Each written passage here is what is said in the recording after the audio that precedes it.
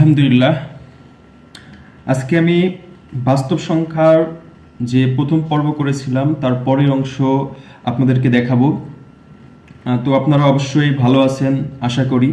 আর আমার প্রথম পর্বটা দেখেছেন, বাস্তব সংখ্যার যেই অংশটা আমি দেখিয়েছিলাম তার পরবর্তী আমাদের কিছু অংশ বাকি ছিল, সেটা হচ্ছে মূলদ অমূলদ সংখ্যাটা আমাদের বাকি ছিল। আর হচ্ছে বলেছিলাম যে ভগ্নাংশ সংখ্যা কাকে বলে। ভগ্নাংশ আমরা তিন প্রকার দেখেছিলাম, প্রকৃত, অপ্রকৃত আর অপ্রকৃত থেকে কিভাবে মিশ্র ভগ্নাংশ তৈরি করা যায় সেটা আমরা গত পর্বে দেখেছিলাম। তো এখানে আমরা ভগ্নাংশ থেকে সাধারণ দশমিক ভগ্নাংশ আর দশমিক ভগ্নাংশ থেকে সাধারণ ভগ্নাংশ রূপান্তরটা শিখব। আর শিখব হচ্ছে মূলদ সংখ্যা কাকে বলে, অমূলদ সংখ্যা কাকে বলে। এই মূলদ আর অমূলদ সংখ্যাটা কিন্তু চাকরির পরীক্ষার জন্য ভেরি ভেরি ইম্পর্টেন্ট। তো এটা আমাদের অবশ্যই ভালোভাবে শিখতে হবে, বেসিকটা আমাদের নিতে হবে যে আসলে মূলদ সংখ্যা কি আর অমূলদ সংখ্যাটা কি। তো আজকে আমরা প্রথমেই দেখব মূলদ সংখ্যা বা রেশিও নাম্বার জিনিসটা কি, কাকে বলে। তো আমি এখানে লিখে রেখেছি, আপনারা দেখতেছেন যে সকল সংখ্যাকে পি বাই কিউ আকারে প্রকাশ করা যায়, পি বাই কিউ আকারে প্রকাশ করা যায় বা ভগ্নাংশ আকারে প্রকাশ করা যায়, সে সকল সংখ্যাকে মূলদ সংখ্যা বলে। তো যে সকল সংখ্যাকে ভগ্নাংশ আকারে প্রকাশ করা যাবে, মানে আমরা ভগ্নাংশ কিন্তু গত পর্ব দেখেছিলাম যে লব আর হরযুক্ত সংখ্যাকে ভগ্নাংশ সংখ্যা বলে। তো যে সকল শব্দকে আমরা লব আর হর দ্বারা প্রকাশ করতে পারবো তাদেরকে আমরা বলবো মূলদ সংখ্যা। শর্টকাটে মনে রাখার জন্য আমরা এখানে লিখে রেখেছি পি বাই কিউ আকারে প্রকাশ করা গেলে, তার মানে আমরা গত পর্ব দেখেছিলাম এখানে পিটা হচ্ছে লব আর কিউটা হচ্ছে হর, এটা কিন্তু আমরা গত পর্বে দেখেছি। তো পি বাই কিউ মানে লব আর হর যুক্ত সংখ্যা যদি আমরা প্রকাশ করতে পারি সেটা হবে আমাদের মূলদ সংখ্যা। তো এখানে আমি লিখে রেখেছি আরো ইম্পর্টেন্ট মূলদ সংখ্যার জন্য যে পি আর কিউ, যেটা আমরা মনে মনে কল্পনা করে নিয়েছি, পি কিউ কিন্তু দুইটা, মানে লব আর হর অবশ্যই পূর্ণ সংখ্যা হতে হবে, লব ও হর অবশ্যই পূর্ণ সংখ্যা হতে হবে, আর কিউ কখনো শূন্য হতে পারবে না। তো আপনারা অবশ্যই বুঝতেছেন যে কিউটা আমরা নিচে রেখেছি, হরে রেখেছি। তো বিষয়টা এমন যে পি ডিভাইডেড বাই কিউ যদি আমরা লিখি, এখানে কিউ সমান যদি 0 হয়ে যায়, তার মানে পি ভাগ আমাদের 0 হয়ে যায়, তখন কিন্তু এটা আর ভগ্নাংশ থাকে না। সেই জন্য আমাদের কিউ সমান কখনো 0 হতে পারবে না। আর এখানে আমি উদাহরণ লিখে রেখেছি 3/1, 4/1, 11/2 আর হচ্ছে 5/3। এগুলো কিন্তু সব ভগ্নাংশ সংখ্যা এবং ভগ্নাংশ আকারে আমরা দেখতে পাচ্ছি, এই জন্য এগুলো সব হচ্ছে মূলদ সংখ্যা, সব হচ্ছে মূলদ সংখ্যা। তার মানে কোনো সংখ্যা যদি আমাদের এরকম থাকে 5 থাকে, তাহলে 5টা যদি আমাদের আসে পরীক্ষায় যে 5টা মূলদ না অমূলদ, তাহলে কিন্তু 5টা অবশ্যই মূলদ সংখ্যা হবে, 5টা অবশ্যই মূলদ সংখ্যা হবে। কারণ আমরা 5 এর নিচে মনে মনে কিন্তু 1 নিতে পারি, 1 নিলে এটা হয়ে যাবে তখন হচ্ছে হর, আর এই 5টা হবে হচ্ছে লব, তার মানে ভগ্নাংশ আকারে প্রকাশ করা গেল। এই জন্য 5টা কিন্তু আমাদের মূলদ সংখ্যা হবে। তার মানে যত স্বাভাবিক সংখ্যা আছে সবগুলোই মূলদ সংখ্যা, যত স্বাভাবিক সংখ্যা আছে সবগুলো হচ্ছে মূলদ সংখ্যা। তো পি বাই কিউ আকারে প্রকাশ করা গেলে সেটাকে আমরা বলবো মূলদ সংখ্যা। আর অমূলদ সংখ্যাটা হচ্ছে মূলদ সংখ্যার বিপরীত, মানে যে সকল সংখ্যাকে আমরা পি বাই কিউ আকারে প্রকাশ করতে পারবো না তারা হচ্ছে অমূলদ সংখ্যা। যে সকল সংখ্যাকে পি বাই কিউ আকারে প্রকাশ করতে পারবো না তারা হচ্ছে অমূলদ সংখ্যা। তো আমি এখানে লিখে রেখেছি যে সকল সংখ্যাকে পি বাই কিউ বা ভগ্নাংশ আকারে প্রকাশ করা যায় না সে সকল সংখ্যাকে অমূলদ সংখ্যা বলে। আর এই অমূলদ সংখ্যার ক্ষেত্রেও কিন্তু পি আর কিউ পূর্ণ সংখ্যা হতে হবে, আর কিউ সমান 0 হইতে পারবে না, কিউ সমান 0 হইতে পারবে না। সেই ক্ষেত্রে আসলে এটা ভগ্নাংশ আকারে যেটা অমূলদ সংখ্যা আছে এটা আমরা বুঝবো কিভাবে যে পি বাই কিউ আকারে প্রকাশ করা যাচ্ছে কিনা। যেমন আমি এখানে উদাহরণ লিখে রেখেছি √3 কে যদি আমরা ক্যালকুলেটরে করি তাহলে কিন্তু আমাদের এই মানটা আসে 1.4142113। এই কিন্তু ডট ডট দেওয়া আছে, তার মানে অসীম, এটা চলতেই থাকবে, শেষ নাই। একই রকম ভাবে √3টা হচ্ছে আমাদের 1.32732 এভাবে চলতেই থাকবে, আর √5/2 এটা এভাবে চলতেই থাকবে। আর আমি এখানে আরেকটা উদাহরণ লিখে রেখেছি 3.123156 ডট ডট ডট। তার মানে এই যে এখানে 4টা সংখ্যা লেখা আছে, এই 4টা সংখ্যা কিন্তু আমরা পি বাই কিউ আকারে প্রকাশ করতে পারবো না, মানে ভগ্নাংশ আকারে প্রকাশ করতে পারবো না, সেই কিন্তু 4টা সংখ্যাই অমূলদ সংখ্যা। তো যদি কখনো আমাদের এরকম সংখ্যা থাকে, আমরা একটু দেখি, পরবর্তীতে আমরা আরো আলোচনা করব যে 5.2 আছে, তো এটা আসলে ভগ্নাংশ আকারে সংখ্যা আছে কিনা এটা যদি আমরা নির্ণয় করতে চাই তাহলে কিন্তু আমাদের এভাবে করতে হবে। এটা আমাদের দশমিক ভগ্নাংশ আছে, দশমিক ভগ্নাংশ থেকে সাধারণ ভগ্নাংশে রূপান্তরিত করে দেখব যে এটা আসলে পি বাই কিউ আকারে প্রকাশ করা যাচ্ছে কিনা। তো দশমিক ভগ্নাংশ থেকে সাধারণ ভগ্নাংশ তৈরি করার জন্য আমরা কি করব, প্রথমে এই একটা দাগ দিব, দেওয়ার পরে এই দশমিক বাদ দিয়ে যে সংখ্যাগুলো থাকবে সব উপরে লিখবো। তো দশমিক বাদ দিলে আমাদের 5.2 থাকে, আমরা 5.2 উপরে লিখলাম। আর নিচে যে হরটা তৈরি করব দশমিকের জন্য 1 হবে, আর দশমিকের পরে যে কয়টা ঘর থাকবে, যে কয়টা সংখ্যা থাকবে সেই কয়টা শূন্য হবে। তো আমাদের দশমিকের পরে 2 আছে, তার মানে একটা শূন্য হলো। সেই ক্ষেত্রে আমাদের এই সংখ্যাটা কিন্তু ভগ্নাংশ আকারে প্রকাশ হয়ে গেল, তাহলে এটা কিন্তু মূলদ সংখ্যা হলো, যেহেতু ভগ্নাংশ আকারে প্রকাশ করা গেছে। কিন্তু এই সংখ্যাটা যদি এমন থাকতো 5.2132563 এভাবে চলতেই থাকে, তো এটাকে কি ভগ্নাংশ আকারে প্রকাশ করা যায়? আমরা একটু দেখি ভগ্নাংশ আকারে প্রকাশ করা যায় কিনা। তো আমরা প্রথমে একটা দাগ দিলাম, এখন এই দশমিক বাদ দিয়ে আমরা বাকি সংখ্যাগুলো লেখার চেষ্টা করি।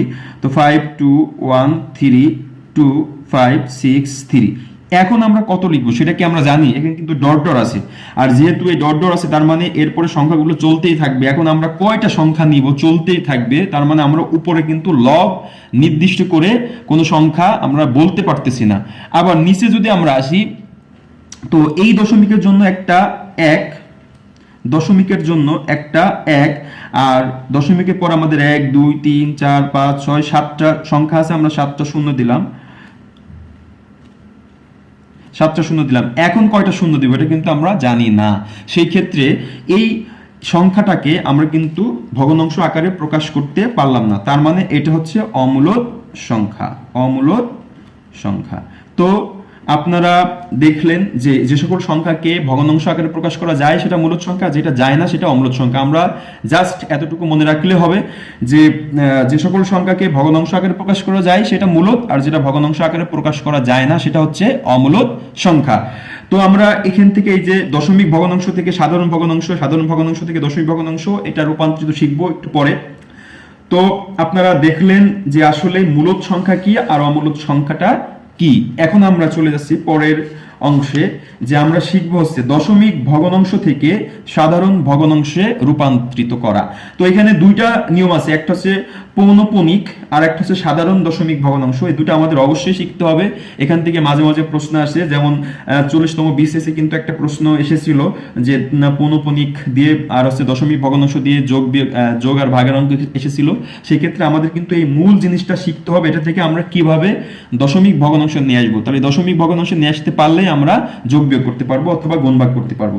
তো এখানে আমি 4টা অঙ্ক লিখে রেখেছি, এই 4টার ভিতরে 2টা নিয়ম অবশ্যই সঠিকভাবে শেখার মানে উপায় আছে। আমরা প্রথম যে ক নম্বর অঙ্কটা আছে এটা একটু আমরা করে দেখি। 0.3 তার উপর আছে পৌনঃপুনিক। এই পৌনঃপুনিক যে দশমিক ভগ্নাংশটা আছে এটা থেকে যদি আমরা সাধারণ ভগ্নাংশ রূপান্তরিত করতে চাই তাহলে আমরা প্রথমে কি করব, একটা দাগ দিব। এই দশমিক আর পৌনঃপুনিক বাদ দিয়ে বাকি সংখ্যাগুলো আমরা লিখব। তো আমাদের আছে 0.3। আবার বলতেছি দশমিক আর এই পৌনঃপুনিক বাদ দিয়ে বাকি সংখ্যাগুলো লিখব। তো দশমিক আর পৌনঃপুনিক বাদ দিলে আমাদের থাকে 0 আর 3, 0.3। এখন আমরা উপরে বিয়োগ করব যে যেই কটা সংখ্যার উপরে পৌনঃপুনিক নাই, যে সংখ্যার উপরে পৌনঃপুনিক নাই সেই সংখ্যাগুলো আমরা সিরিয়ালে সাজিয়ে বিয়োগ করব। তো আমাদের এখানে 3 এর উপর যেহেতু পৌনঃপুনিক আছে এটা আমরা লিখতে পারবো না, তার আগে আমাদের 0 আছে, আমরা এখানে 0 লিখলাম। এটা গেল আমাদের উপরের নিয়ম। উপরে এই নিয়মটা পৌনঃপুনিক থাকলে অবশ্যই মনে রাখতে হবে দশমিক পৌনঃপুনিক বাদ দিয়ে আমরা উপরে লিখব, আর যে কয়টার উপরে যে কয়টা সংখ্যার উপরে পৌনঃপুনিক থাকবে না সেই কয়টা সংখ্যা সিরিয়ালে কি করব, বিয়োগ করে দিব। নিচের নিয়ম হচ্ছে দশমিকের পরে, তাহলে আমাদের এখানে দশমিকের পর এখান থেকে হয়, দশমিকের পরে যেই কয়টা পৌনঃপুনিক থাকবে নিচে সেই কয়টা 9 হবে। দশমিকের পরে যেই কয়টা পৌনঃপুনিক থাকবে সেই কয়টা 9 হবে। তো আমাদের এই দশমিকের পরে একটা পৌনঃপুনিক আছে শুধু 3 এর উপরে, তার মানে আমাদের শুধু একটা 9 হবে। তো এটা হচ্ছে আমাদের দশমিক আর পৌনঃপুনিক ওঠানোর নিয়ম। এখন আমরা দেখব যে বিয়োগ করে আর আমাদের কি থাকে। তো আমরা যদি এখানে শুধু 3 থাকে, 3 থেকে শূন্য বাদ দিলে কিন্তু আমাদের শুধু 3 থাকে আর নিচে 9 থাকে। এখন কিন্তু সহজেই কাটাকাটি করা যায়। 3 দিয়ে কাটলে 3 1 কে 3 আর 3 3 এ 9, তো আমাদের উপরে থাকে 1, নিচে থাকে হচ্ছে 3। এটা কিন্তু আমাদের দশমিক সাধারণ ভগ্নাংশ রূপান্তরিত হয়ে গেল। তো আপনারা অবশ্যই দেখলেন যে দশমিক ভগ্নাংশ আর দশমিক পূর্ণপণিক থাকলে আমরা কিভাবে সাধারণ ভগ্নাংশে রূপান্তরিত করব। এখন আমি চলে যাচ্ছি খ নম্বরে। খ নম্বরটা এখানে পৌনঃপুনিক নাই, যেটা আমরা কিছুক্ষণ আগে শিখে আসলাম যে খ নম্বরটা হচ্ছে আছে আমাদের 1.5।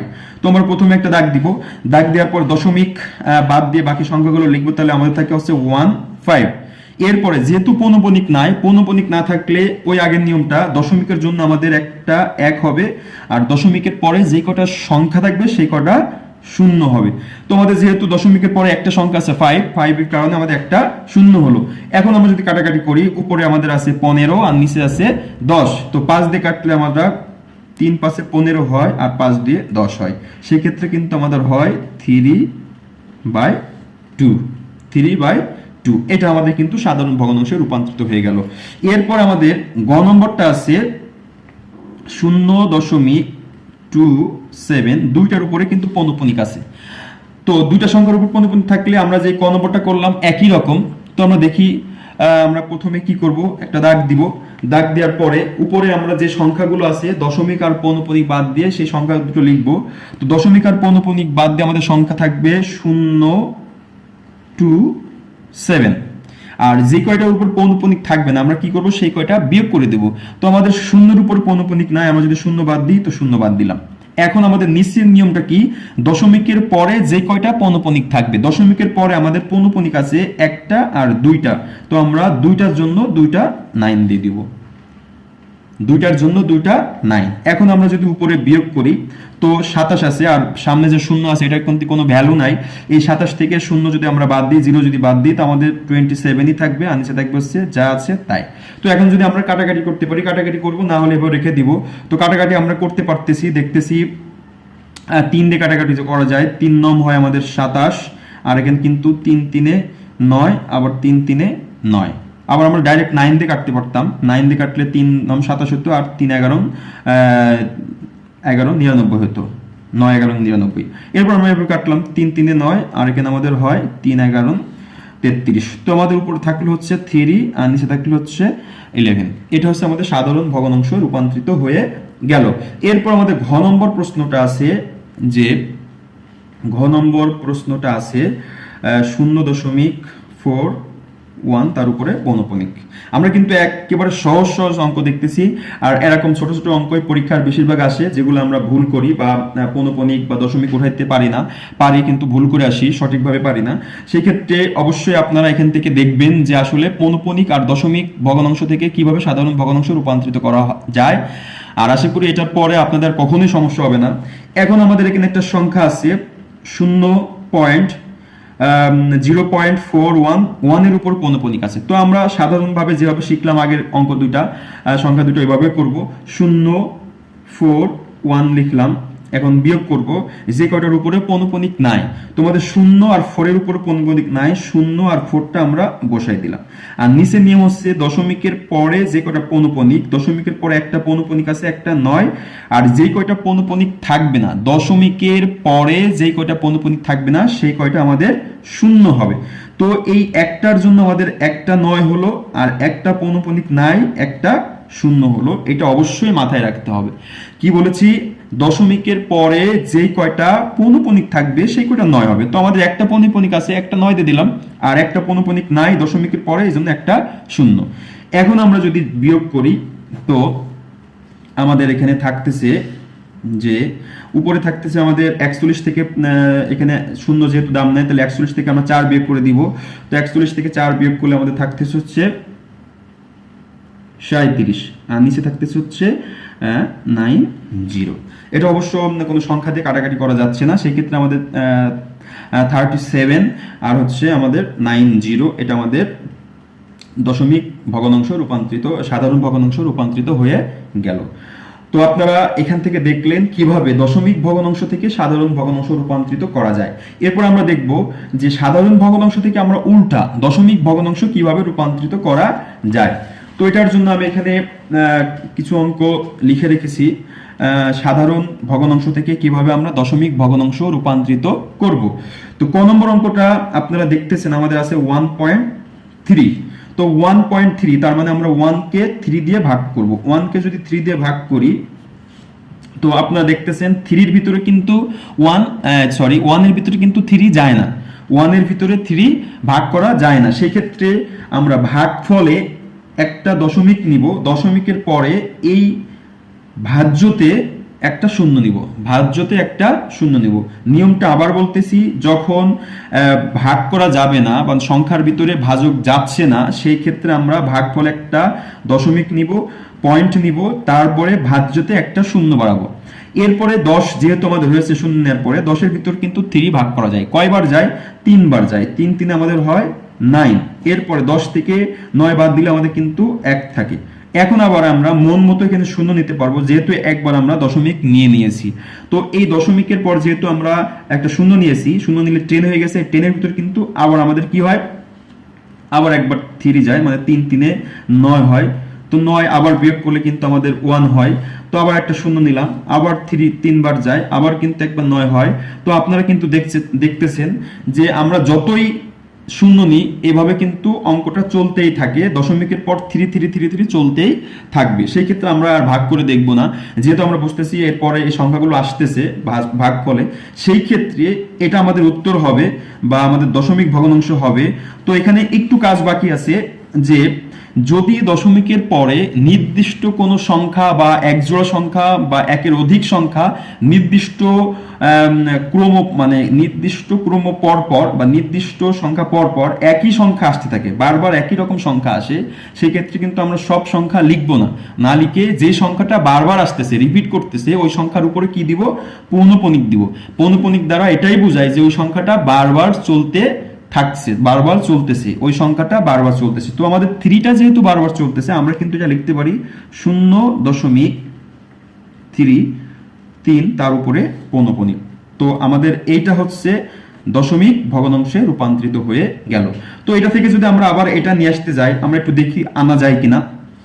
তো আমাদের এখানে আছে 0.3। তো আমরা এটা থেকে কিন্তু আমরা দশমিক ভগ্নাংশ থেকে কিন্তু সাধারণ ভগ্নাংশ আমাদের যে 1/3 ছিল, এটা আসে কিনা আমরা একটু ট্রাই করে দেখি।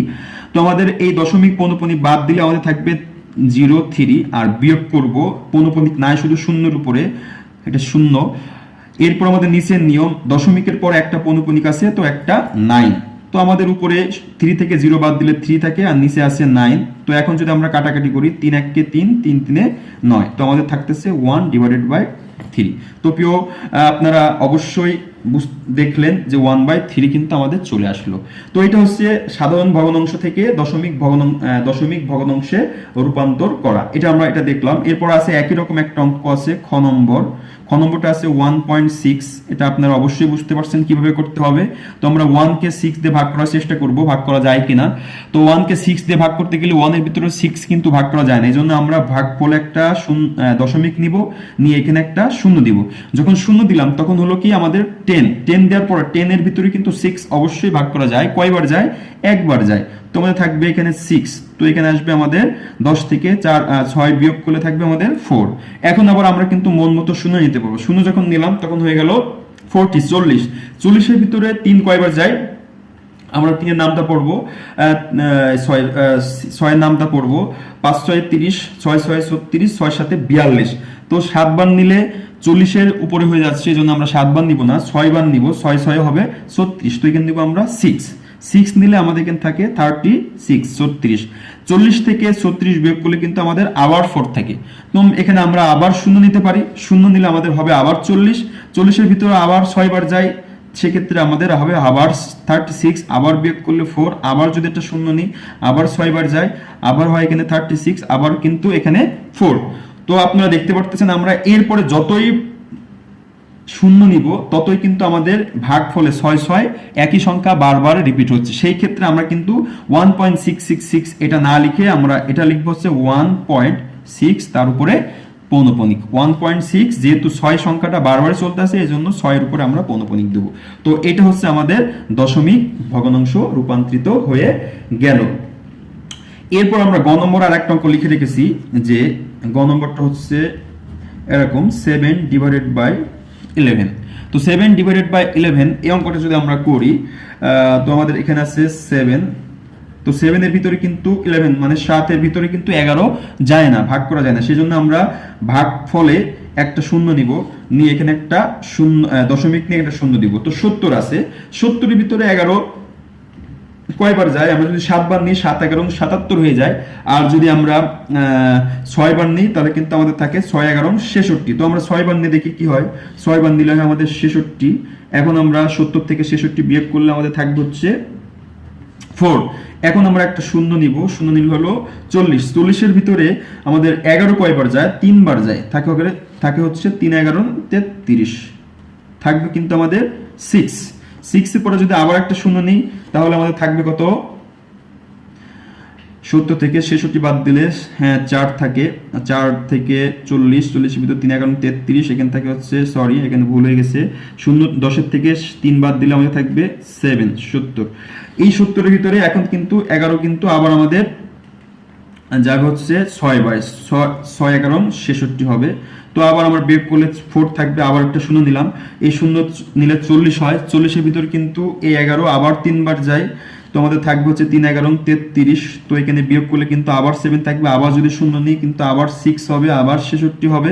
তো এখানে আবার 4 থাকে, আবার যদি আমরা শূন্য নিই তাহলে কিন্তু আবার 3 হয়। এভাবে কিন্তু সংখ্যাটা চলতে থাকে। সেই ক্ষেত্রে কিন্তু আমরা এই সংখ্যা আর ভাগ করে দেখব না, আমরা দুইবার দেখলে কিন্তু বুঝতে পারবো যে 6363 চলতেই থাকছে। সেই ক্ষেত্রে কিন্তু এটা আমরা এভাবে লিখবো 0.63। যেহেতু দুইটা সংখ্যায় বারবার রিপিট হচ্ছে এজন্য আমরা দুইটার উপরেই পৌনঃপুনিক চিহ্নটা দিব। তো আপনারা দেখলেন যে একটা পৌনঃপুনিক, দুইটা পৌনঃপুনিক কিভাবে আমরা করলাম। এখন লাস্ট যেটা আছে ঘ নম্বর অঙ্কটা, ঘ নম্বর যেটা আছে, ঘ নম্বরটা আমরা যদি একটু দেখি, তো ঘ নম্বর প্রশ্নটা একটু অন্যরকম আছে যে 3 সমস্ত 2 9, 3 সমস্ত 2 9, 9 ভাগের 2/9।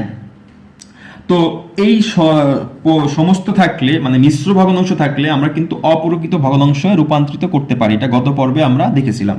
নিয়ম হচ্ছে নিচে যা আছে হরের সাথে আমরা যে সমস্ত আছে এই সমস্তটার গুণ করব। তার মানে এখানে যে 3 আছে 3 এর সাথে আমাদের 9 এর গুণ হবে। 3 এর সাথে 9 এর যদি গুণ হয় তো আমাদের 3 9 হবে 27। যা হবে গুণফল তা উপরে যে লব থাকবে তার সাথে যোগ করতে হবে। তার মানে বিষয়টা এমন, আমি যদি ভেঙে বলি, এখানে এই 9 এর সাথে গুণ হবে আমাদের এই 3, আর যা হবে গুণফল তা যোগ হবে উপরে যা আছে তাই, আর নিচে আছে যা তাই থাকবে। তো আপনারা বুঝতে পারলেন কিভাবে করব। তো এখন আমাদের যদি গুণ করি তো 3 9 হয় 27, 27 আর 2 যোগ করলে আমাদের হয় 29, আর নিচে আছে 9। আবার বলতেছি, যেটা নিচে থাকবে তার সাথে সমস্তটা গুণ করব, গুণ করার পরে উপরে যেটা আছে সেটা যোগ করে দিব। যোগ করলে যেটা হয় সেটা উপরে থাকবে, আর নিচে যে সংখ্যাটা আছে সেটাই থাকবে। তো আমাদের এখানে ছিল 9 আর 3, 3 9 27, 27 আর 2 যোগ করলে 29, নিচে আছে 9। এখন যদি আমরা ভাগ করি এখানে আছে 29 এই। তো 29 এর ভিতরে 9 আমাদের কয়বার যায় এটা আমরা 9 নামটা পড়লেই খুব সহজে বলতে পারি। 9 2 18 হয়, 3 9 36 হয়, 3 9 27 হয়, 4 9 36 হয়। তো 4 বার নিলে বেশি হয়ে যায়, আর 3 বার নিলে হয় 3 9 27। তো 3 9 যেহেতু 27 হয় তো আমরা 27 নিব। এখন যদি বিয়োগ করি 29 থেকে 27 বিয়োগ করলে কিন্তু আমাদের 2 থাকে।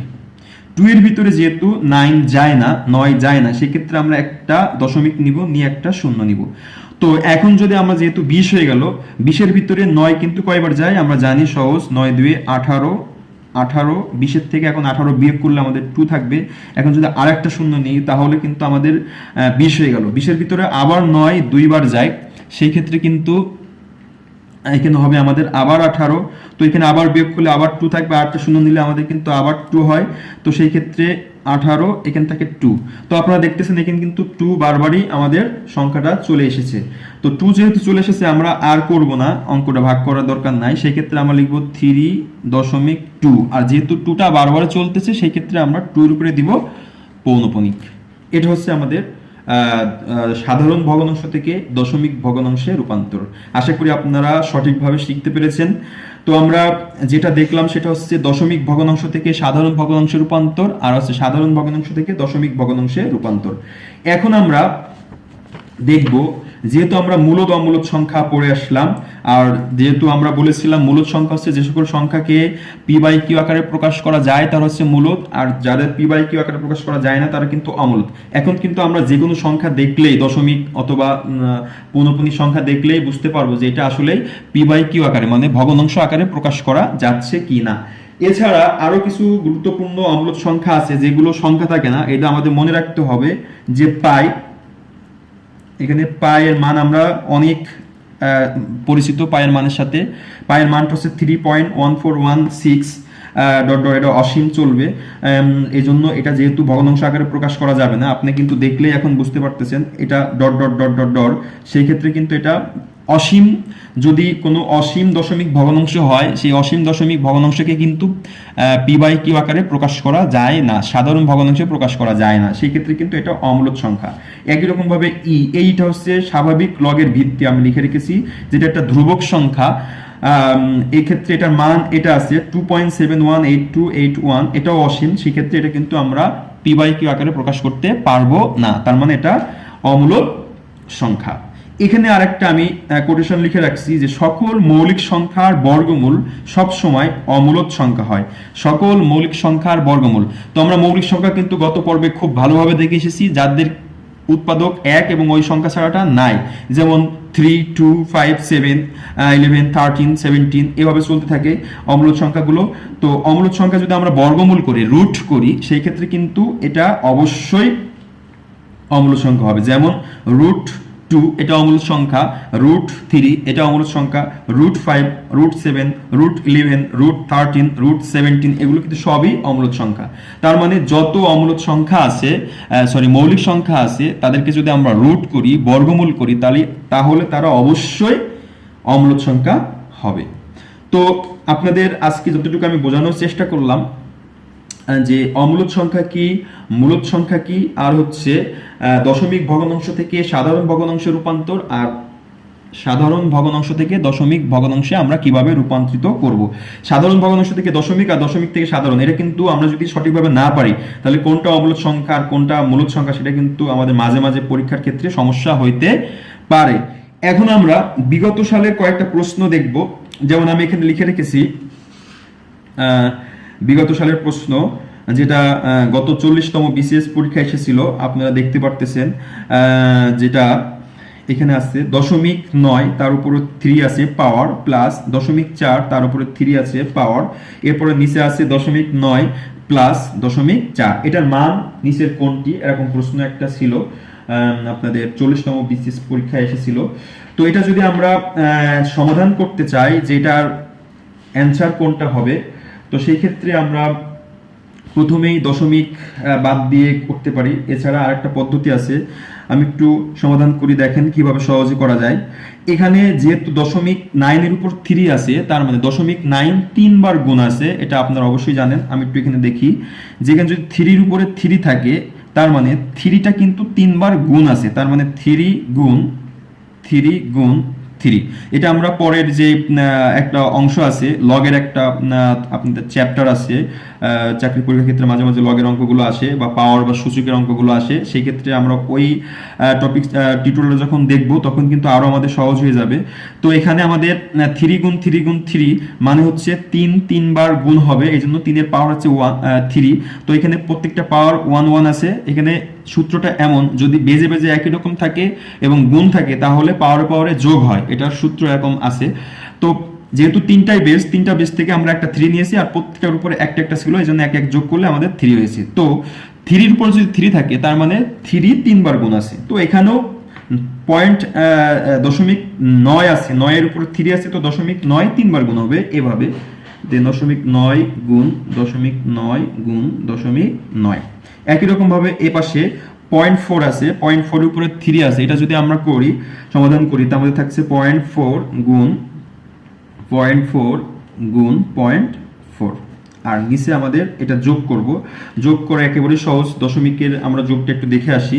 এখানে আছে আমাদের 0.9 যোগ 0.4, এটা যদি যোগ করি তাহলে আমরা দশমিকের ডান পাশেগুলো আগে যোগ করব। যোগ করলে 9 আর 4 13 হয়, 13 3, যখন হাতের 1 সে একটা আমরা দশমিকে এই পাশে চলে আসবে, তাহলে হবে আমাদের 1.3। এটা হচ্ছে দশমিকের যোগ করার নিয়ম। তো আমাদের নিচে থাকতেছে হচ্ছে 1.3, নিচে হচ্ছে 1.3। তো উপরে এখন আমরা দেখব, উপরে এই যোগের সামনে যেগুলো ছিল আগে গুণ করব, গুণ করলে আমাদের 3টা 9 আছে, 3টা 9 গুণ করলে হবে আমাদের 9 9 81, 9 9 81, আর 9 সাথে যদি 81 সাথে আর একটা 9 গুণ করি তাহলে আমাদের হচ্ছে 729, 729 মানে 729।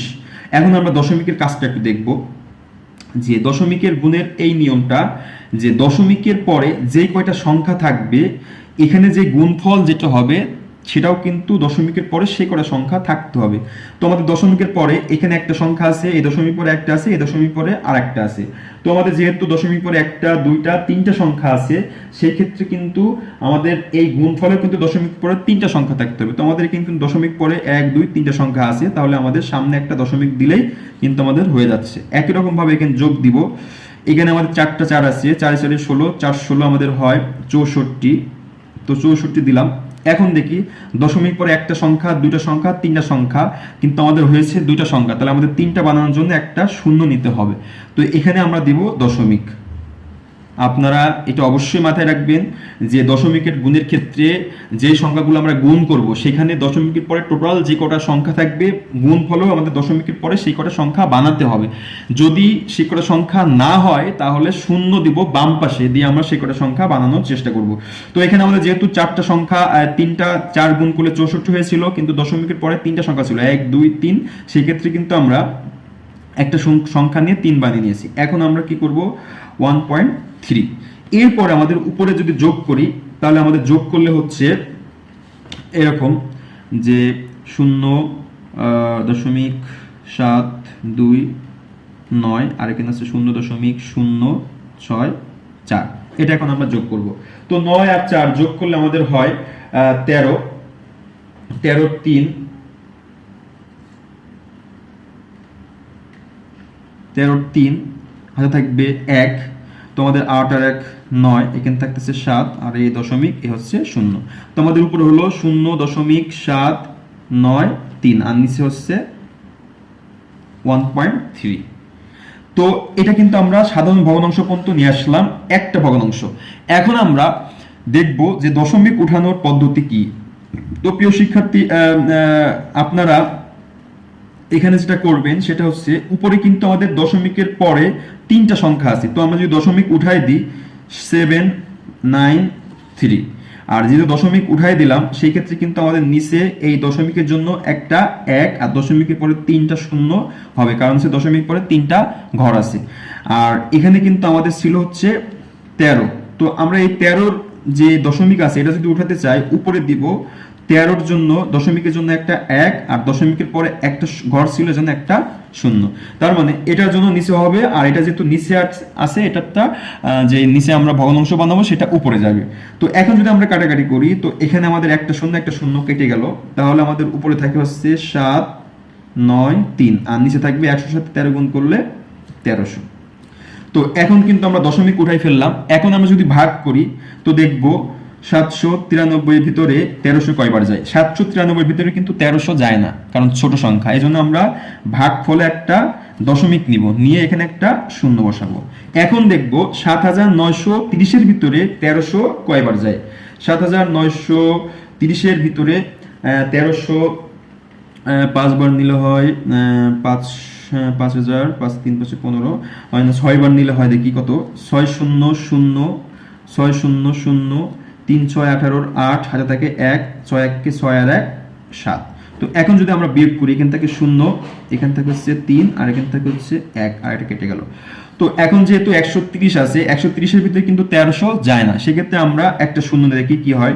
একটা শূন্যের কিন্তু নিলে এখন 1300 হয়, 1300 এর ভিতর 1300 একবার যায়, সেক্ষেত্রে আমাদের হয় 1300। তো আমাদের ভাগফল হয়ে গেল 0.61। তো প্রিয় শিক্ষার্থীবৃন্দ, আপনারা দেখলেন যে বিগত 40তম বিসিএস যে প্রশ্নটা আসছিল দশমিকের প্রশ্ন দিয়ে, এটা এভাবে আমরা শর্টকাট করতে পারি। আরেকটা সূত্র দিয়ে অঙ্ক করা যায়, সে সূত্র অবশ্য পরীক্ষার হলে আমিও 40তম বিসিএস দিয়েছিলাম, কিন্তু এই অঙ্কটা সূত্র দিয়ে যদি আপনি করতে চান, তো আপনার সূত্র বানানোর জন্য, মাথায় নিয়ে আসার জন্য, অবশ্য মাথায় আপনার ওই টাইমে আসবে না আমার মনে হয়। আর যদি এসেও থাকে তাহলে আপনি সূত্র ট্রাই করতে পারেন। সেই সূত্রটা হচ্ছে, আমি একটু বলে দিই, সূত্র হচ্ছে এই সূত্রটা আপনি ট্রাই করতে পারেন a cube plus b cube, মানে a কিউব প্লাস b কিউবের সূত্র এখানে যদি আপনি অ্যাপ্লাই করতে পারেন উপরে, সেই ক্ষেত্রে কিন্তু তাও হইতে পারে যে এটা আমরা a ধরবো, এটা b ধরবো, তারপরে a কিউব প্লাস b কিউবের অনুসিদ্ধান্ত বা সূত্র আমরা যদি ব্যবহার করি তাহলে কিন্তু করা যেতে পারে। তো এটা আরো মনে হয় আমার মনে হয় জটিল হয়ে যাবে। সেই ক্ষেত্রে কিন্তু এটা আপনি এই অঙ্ক এই নিয়মে করলে, যত অঙ্কই আসুক আপনি এই নিয়মে কিন্তু একটা নিয়ম দিয়ে করতে পারবেন। সেই ক্ষেত্রে সূত্রের জন্য আপনার কিন্তু অপেক্ষা করতে হবে না যে কোন সূত্র ফেলাবো বা কিভাবে করব। তো দশমিক ভগ্নাংশ থেকে আমরা এইভাবে অঙ্ক প্রশ্ন যদি আসে এভাবে ট্রাই করব, ইনশাল্লাহ সঠিক হবে আশা করি, কোনো ঝামেলা হবে না। এর পরবর্তীতে যে প্রশ্নটা আমি লিখে রেখেছি সেটা হচ্ছে, এখানে আমি লিখে রেখেছি, আপনারা দেখছেন 40তম বিসিএস এ আরেকটা প্রশ্ন এসেছিল যে নিচের কোনটি অম্লত সংখ্যা, নিচের কোনটি অম্লত সংখ্যা। তো এখানে চারটা যে অপশন আছে, আমরা কিন্তু অম্লত মূলত ভালোভাবে দেখে আসলাম কাকে বলে। আপনারা কিন্তু দেখলেই বুঝতে পারতেছেন যে 0.4 উপরে পৌনঃপুনিক, এটা কিন্তু অবশ্যই আমাদের ভগ্নাংশ আকারে প্রকাশ করা যাবে, ভগ্নাংশ আকারে প্রকাশ করা যাবে। কারণ হচ্ছে এখানে এটা আমরা কিন্তু করে এসেছি শর্টকাট করে। আপনারা দেখেন দশমিক পৌনঃপুনিক বাদ দিলে আমাদের 4 থাকবে, বিয়োগ করার কিছু নাই, শূন্য আছে, আর একটা পৌনঃপুনিকের জন্য একটা নয়, এটা কিন্তু ভগ্নাংশ আকারে প্রকাশ হয়ে গেল। একই রকম ভাবে 3 উপরে রুট 9 এর উপর রুট আছে, এটা বর্গমূল সংখ্যা, এটাও আমাদের 3, এটাও কিন্তু আমাদের মূলদ সংখ্যা। আবার এটাও কিন্তু আমরা করতে পারি, দেখি 5 6 3 9 লিখলাম। এখন আমরা দশমিকের এখানে আমরা বিয়োগ করবো 5, কারণ 5 এর উপরে পৌনঃপুনিক 9। এরপর আমরা দেখব দশমিকের পরে পৌনঃপুনিক কয়টা আছে, দশমিকের পরে পৌনঃপুনিক 3টা আছে, তো আমরা 3টা 9 দিয়ে দিব। তো আমাদের কিন্তু কেন 3টা আছে, আপনারা অবশ্যই এটা মাঝে মাঝে ভুল করে ফেলতে পারেন যে 3 এর উপরে কিন্তু পৌনঃপুনিক নাই, কিন্তু এই 6 আর 3 মানে প্রথম আর শেষ মাঝখানে এই দুটোতে আবদ্ধ করা আছে, অতিরিক্ত এটা আর দেওয়া হয় নাই। তার মানে আবদ্ধ করা থাকলে কিন্তু ভিতরটা আমাদের পৌনঃপুনিক আছে বলে জানতে হবে। তো এখন যদি আমরা বিয়োগ করি, বিয়োগ করার পরে থাকে আমাদের 5 6 3, আর 9 থেকে 5 বিয়োগ করলে 4 থাকে, আর আমাদের নিচে যাচ্ছে এটা কিন্তু ভগ্নাংশ আকারে প্রকাশ হয়ে গেল। তো এটাও কিন্তু মূলদ সংখ্যা। আর এ পাশে আমাদের আছে রুট ওভারের ভিতরে 27/48, এটা কিন্তু আমরা দেখি ভাগ করা যায় কিনা, কোনো সংখ্যা দিয়ে ছোট করে আসা যায় কিনা। 3 দিয়ে কিন্তু আমরা ভাগ করতে পারি, 3 দিয়ে করলে 3 3 9 হয়, আর এখানে হয় 3 16 48, তাহলে আমাদের থাকে হচ্ছে উপরে 3 আর নিচে থাকে হচ্ছে 16। তো 3 9 27, এটা 9 হয়, উপরে থেকে 9 আর নিচে হয় হচ্ছে 16। এখন 9 আর 16 উপরে কিন্তু রুট আছে, তো রুট থাকলে 9 এর উপর রুট থাকলে আমাদের হবে 3, আর 16 এর উপর রুট থাকলে হবে 4। তো এটা কিন্তু ভগ্নাংশ আকারে প্রকাশ হয়ে গেল। তো 40তম বিসিএস যে প্রশ্নটা আসছিল, এটা কিন্তু আসলে কোনো উত্তর ছিল না, ক খ গ ঘতে কোনো অপশনে আমাদের কি ছিল না, অ্যান্সার ছিল না। এরপর আমরা দেখব 25 বিসিএস পরীক্ষায়, মানে 25তম বিসিএস পরীক্ষায় একটা প্রশ্ন আসছিল, রুট টু সংখ্যাটি কি সংখ্যা, মানে কোন ধরনের সংখ্যা। তো আপনারা কিন্তু এখন চোখ বুঝে বলতে পারেন যে √2 সংখ্যাটা আসলে কি। √2 তার মানে 2টা হচ্ছে আমাদের মৌলিক সংখ্যা, আর মৌলিক সংখ্যার উপরে যদি রুট থাকে, বর্গমূল থাকে, তাহলে সেটা হবে আমাদের অমূলদ সংখ্যা। আমরা কিছুক্ষণ আগে দেখে আসলাম, যদি মৌলিক সংখ্যার উপরে কি থাকে, রুট থাকে, তাহলে সেটা অমূলদ সংখ্যা হবে। তো আমাদের অপশনে কিন্তু অমূলদ সংখ্যা এখানে ছিল, এটা হচ্ছে উত্তর। তো এটা একেবারে সহজ প্রশ্ন। এরপর আরেকটা প্রশ্ন এসেছিল 26তম বিসিএস এ, যে যদি পি একটি মৌলিক সংখ্যা হয়, এটা কিন্তু বলে দিয়েছে পি একটি মৌলিক সংখ্যা হয়, মানে এটা ভেরি ভেরি ইম্পর্টেন্ট। বিশেষ করে পরীক্ষার ক্ষেত্রে আমাদের কিন্তু মৌলিক সংখ্যা দিয়ে আসার সম্ভাবনা বেশি। তো পি একটি মৌলিক সংখ্যা হলে √p এটা হচ্ছে কোন ধরনের সংখ্যা। তো এই 25তম যে প্রশ্নটা এসেছে, 25তম প্রশ্নের মধ্যে কিন্তু সেম, যদি পি এর মান আমরা 2 ধরে নিই তাহলে কিন্তু √2 হয়, পি এর মান 3 ধরে নিলে √3 হয়। তার মানে যত মৌলিক সংখ্যা আছে তার উপর যদি আমরা রুট দিয়ে দিই, সেটা কিন্তু অম্লদ সংখ্যা হবে। আর ঘ নম্বর অপশনে আমাদের অম্লদ সংখ্যা ছিল। তো আপনারা দেখলেন, এই আরো কিছু প্রশ্ন আছে আমরা দেখব, যে আমি এই পাশে লিখে রেখেছি। এটা হচ্ছে আমাদের গুরুত্বপূর্ণ প্রশ্ন, মানে এই ধরনের প্রশ্ন পরীক্ষায় আসার সম্ভাবনা থাকে সব সময়, যে √3 সংখ্যাটি কি ধরনের। তো যেহেতু এর আগের বার আমাদের √2 এসেছে, পরীক্ষায় কিন্তু আসতেই পারে √3 সংখ্যাটা কোন ধরনের। তো √3টা যেহেতু মৌলিক সংখ্যা, সেই ক্ষেত্রে কিন্তু √3টা অবশ্যই আমাদের কি হবে, অমূলদ সংখ্যা হবে। আর অপশনে আমাদের খ নম্বর অপশনে অমূলদ সংখ্যা ছিল, তো এটা আমাদের অ্যান্সার। আর একটা প্রশ্ন এখানে আসছে যে 3√8 এটা সংখ্যাটি কোন ধরনের। এটা একটু আমরা ক্যালকুলেশন করে দেখব যে আসলে কেমন হয়।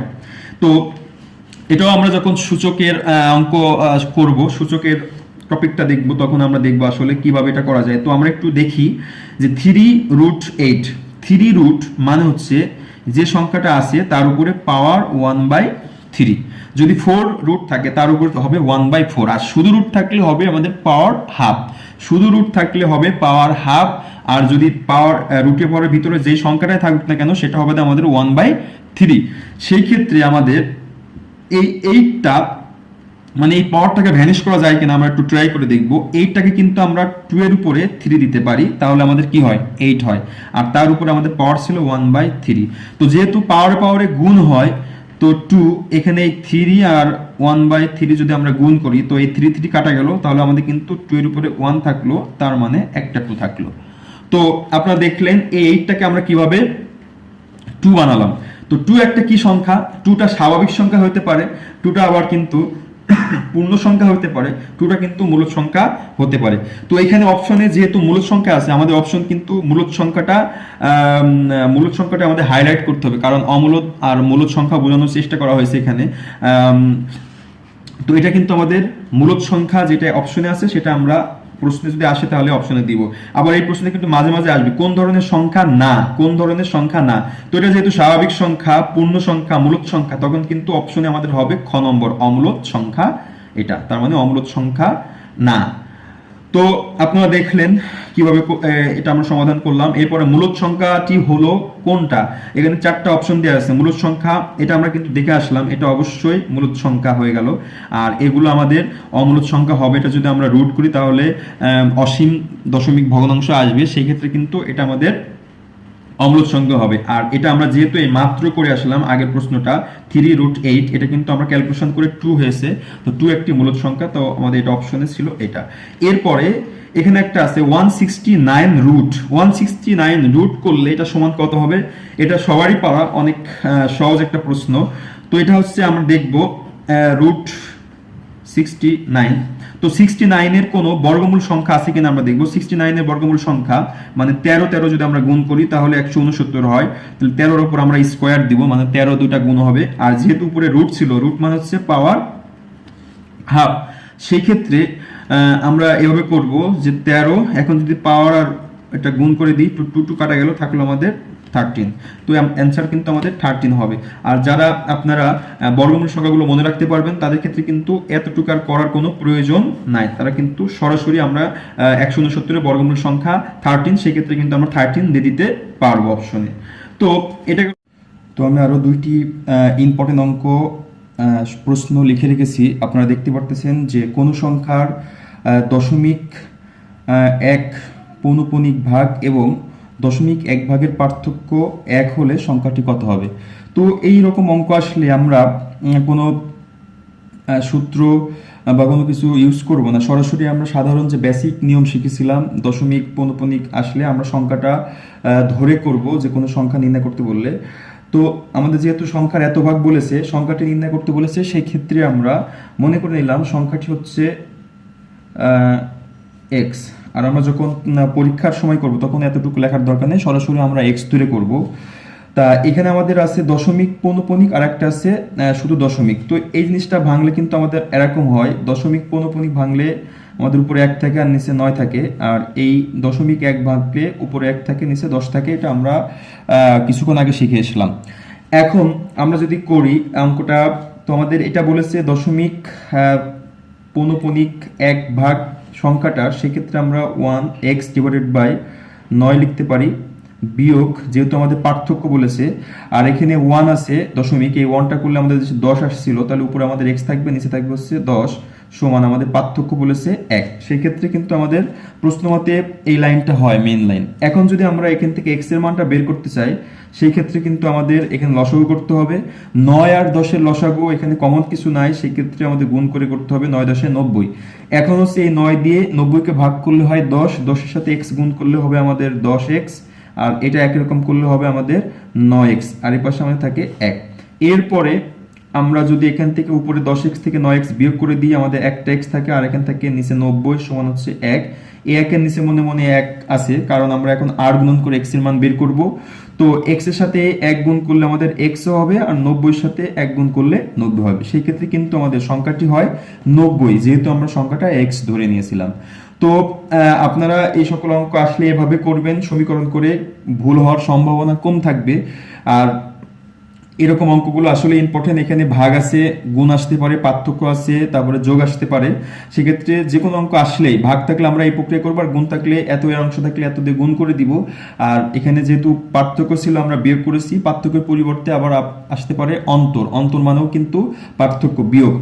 সেক্ষেত্রে অন্তর কথাটা আপনার মাথায় রাখবেন। এখন আরেকটা অঙ্ক আমি লিখে রেখেছি, নিচের কোনটি এই সংখ্যাটার সাথে মিলে যায়। সেক্ষেত্রে এখানে আমরা অপশন দেখব, যেহেতু মিলার কথা বলছে মানের সমান হবে, তাহলে অপশনটা আমাদের যেহেতু বের করতে বলছে, বেজ আছে 2 আর হচ্ছে 10, সেই ক্ষেত্রে কিন্তু আমাদের এই দুটা ক্যালকুলেশন করে বেজ 2 আর 10 বানাতে হবে। তো দেখি এটা কিভাবে বানানো যায়। আমাদের এখানে 5 এর উপরে 17 আছে, আর 4 এর উপরে আছে 9।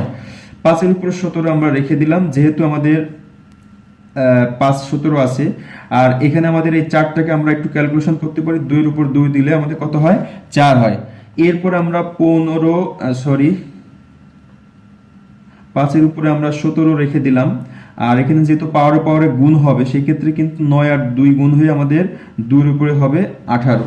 এরপরে আমরা কিন্তু এই এখানে 2 আছে আমাদের 18টা, আমরা একটু আগে শিখে এসেছি পাওয়ার যে কয়টা থাকবে সেই কয়টা গুণ আকারে থাকবে। তো আমরা এখানে 17টা নিলাম, যেহেতু আমাদের 5 এর উপর 17 আছে, আর একটা 2 আমরা পাশে লিখে দিলাম, তাহলে 17টা 2 আর একটা 2 গুণ করলে 18 2 হয়। এরপরে এটাও পাওয়ার 17 17, সেই ক্ষেত্রে আমরা এখান থেকে দুইটা বেস একত্র করে পাওয়ার একত্রে একটা করতে পারি 17, আর এই পাশে আমাদের 2 গুণ থাকলো। এখন আমরা কিন্তু এই 2 সামনে নিয়ে আসতে পারি, যেহেতু আমাদের অপশনে প্রত্যেকটা 2 সামনে ছিল। আর এখানে কিন্তু আমাদের 5 আর 2 10 গুণ করলে 10 হয়, আর উপরে পাওয়ার হচ্ছে 17 থাকে। তো আপনারা দেখলেন এখন এটা কিন্তু আমাদের 2 × 10 টু দ্য পাওয়ার 17, মানে 2 × 10 টু দ্য পাওয়ার 17, এটার সাথে কিন্তু আমাদের খ নম্বর যেটা অপশন আছে এটা কিন্তু মিলে যায়। এরকম অঙ্ক কিন্তু আমরা আরো শিখবো হচ্ছে টিউটোরিয়াল, যেখানে আমরা সূচক ও লগারিদমের যে টিউটোরিয়ালটা দেখবো, যে ভিডিওটা দেখবো, সেখানে আমরা শিখতে পারবো। তো আপনারা আশা করি আমার যে যতটুকু আমি বোঝানোর চেষ্টা করেছি বুঝতে পেরেছেন। এবং এখানে মূলদ আর অমূলদ সংখ্যাটা কিন্তু ভেরি ভেরি ইম্পর্টেন্ট। যে কোনো পরীক্ষার ক্ষেত্রে যে কোনো একটা প্রশ্ন সম্ভবত থেকেই থাকে মূলদ আর অমূলদ থেকে। আর হচ্ছে এখানে আমরা পরবর্তী টিউটোরিয়ালে আমরা যেই বাস্তব সংখ্যা, এই বাস্তব সংখ্যার আরো ভেরি ভেরি ইম্পর্টেন্ট একটা টপিক আছে, সেটা হচ্ছে ভাজক সংখ্যা নির্ণয় করা। তো পরবর্তী টিউটোরিয়ালে আমরা ভাজক সংখ্যা নির্ণয় করা শিখব। আর অন্যান্য যে সমস্যাগুলো আছে, স্থানাঙ্ক মান, তারপরে বৃহত্তম ক্ষুদ্রতম সংখ্যার যেই প্রশ্নগুলো, সেগুলো শিখব পরবর্তী টিউটোরিয়ালে। তো আপনাদের যদি আমার এই ভিডিওটা এতটুকু ভালো লেগে থাকে, তাহলে আপনাদের কাছে আমি একটা লাইক শেয়ার পানো থাকলাম, এবং আমার চ্যানেলটাকে অবশ্যই সাবস্ক্রাইব করবেন, এবং বেল আইকনটাকে অন করে রাখবেন, যেন পরবর্তী ভিডিও আপলোড করলে সরাসরি আপনারা পেয়ে যান। তো ভালো থাকবেন, সুস্থ থাকবেন, আর আপনাদের উন্নতর জীবন কামনা করে শেষ করছি। আল্লাহ হাফেজ, আসসালামু আলাইকুম।